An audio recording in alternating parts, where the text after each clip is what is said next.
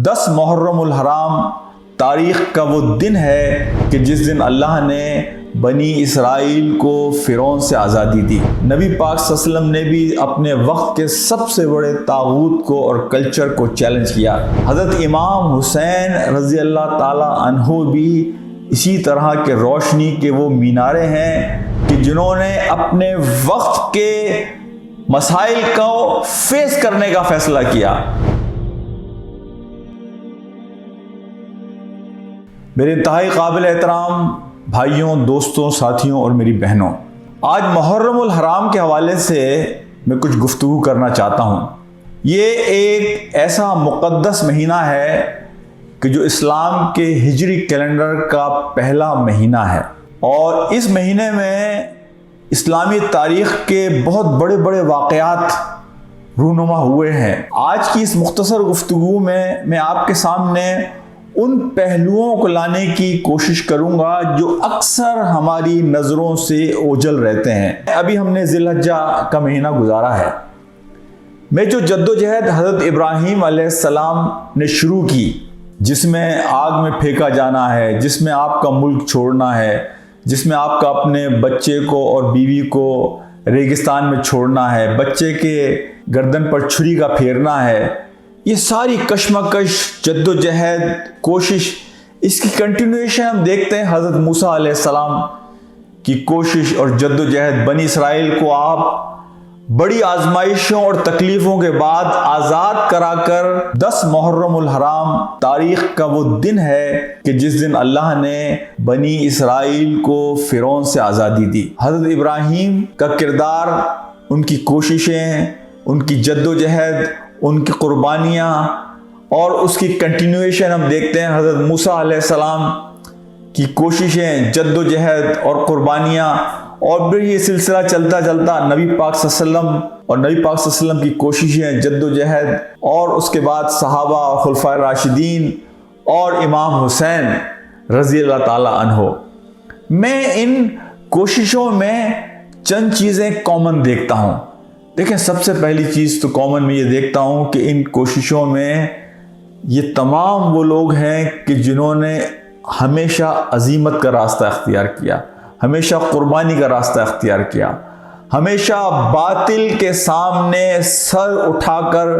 بات کرنے کا راستہ اختیار کیا۔ یہ وہ لوگ ہیں کہ جنہوں نے کبھی اپنی اقدار اور ویلیوز پر کمپرومائز نہیں کیا۔ یہ وہ لوگ ہیں کہ جنہوں نے اپنے کمفرٹ زون کو چھوڑ کر عظمت کا راستہ اختیار کرتے ہوئے اپنے پاس موجود تمام تر وسائل کو اللہ کے راستے میں اختیار کیا، جنہوں نے اللہ کے راستے میں ثابت قدمی کی اعلیٰ ترین مثالیں قائم کی۔ یہ وہ لوگ تھے کہ جنہوں نے اسٹیٹس کو تسلیم کرنے سے انکار کیا۔ حضرت ابراہیم نے بھی اسٹیٹس کو تسلیم کرنے سے انکار کیا۔ وقت کے سب سے بڑے طاغوت کو آپ نے چیلنج کیا۔ حضرت موسیٰ علیہ السلام نے بھی اپنے وقت کے سب سے بڑے طاغوت کو چیلنج کیا۔ نبی پاک صلی اللہ علیہ وسلم نے بھی اپنے وقت کے سب سے بڑے طاغوت کو اور کلچر کو چیلنج کیا۔ امام حسین رضی اللہ تعالی عنہ نے بھی اس بات کا اندازہ کرتے ہوئے کہ آئندہ کون سے چیلنج آنے والے ہیں، وقت کے چیلنجز کو فیس کرنے کا فیصلہ کیا۔ دیکھیں، زندگی میں کچھ لوگ ایسے ہوتے ہیں کہ جن کا ذہن اور ان کا دل انہیں مطمئن کر دیتا ہے بہت ساری چیزوں پہ کہ آپ نے تو اپنا کام کر لیا، اب ایسا کیجئے اپنے دل کو اور دماغ کو سیٹل کر لیجئے۔ کچھ لوگ ایسے ہوتے ہیں کہ جن کا دل اور دماغ سیٹل نہیں ہوتا، تھمتا نہیں ہے، ٹھہرتا نہیں ہے، جب تک کہ وہ اس منزل کو نہ پالیں کہ جہاں انہیں یہ اطمینان ہو جائے کہ ان کے پاس جو کچھ تھا، اللہ نے انہیں جو وسائل فراہم کیے تھے، اللہ نے انہیں جو طاقت دی تھی، اللہ نے جو انہیں قوت دی تھی، اس قوت کا ہر حصہ، ہر قطرہ، آخری سانس تک ہم نے اللہ کے راستے میں استعمال کر لیا۔ اور یہ وہ لوگ ہوتے ہیں کہ جن کے بارے میں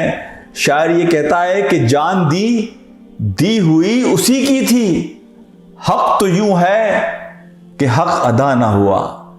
کہ انہیں پھر بھی یہ خواہش رہ جاتی ہے کہ کاش کہ ہم اور کچھ کر لیتے۔ یہ بڑے عظیم لوگ ہوتے ہیں دنیا کی تاریخ میں،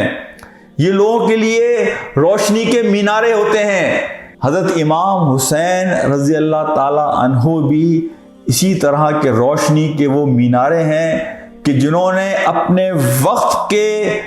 مسائل کو فیس کرنے کا فیصلہ کیا۔ حضرت امام حسین رضی اللہ تعالیٰ عنہ کو نظر آ رہا تھا کہ آئندہ حالات کس طرف جا رہے ہیں۔